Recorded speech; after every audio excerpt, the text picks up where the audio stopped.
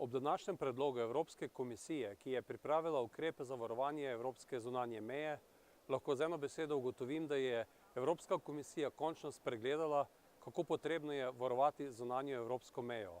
Brez varovanja zunanje evropske meje se bi zagotovo vzpostavile meje znotraj držav Schengena, kar pa je, mislim, da najslabše, kar se nam lahko zgodi. Ob tem predlogu je zelo pomembno tudi to, da ima Evropska komisija možnost, da pregleda in ugotovi, ali države pravilno svoje delo opravijo in v nasprotnem primeru tudi sama ukrepa.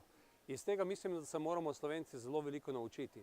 V zadnjem desetletju smo stihijsko zmanjševali sredstva tako za vojsko, kakor tudi za policijo, in danes imamo v Sloveniji situacijo, ko policisti enostavno stavkajo, ugotavljajo, da imajo zelo slabe pogoje za svoje delo in tudi so zelo slabo plačani. Zato mislim, da je nekorekten, neprofesionalen in pravzaprav aroganten odnos predsednika vlade, ki ne sprejme policistov, se z njimi ne pogovori, kajti policija in vojska sta osnovna postulata vsake države in tudi varovanja naših meja.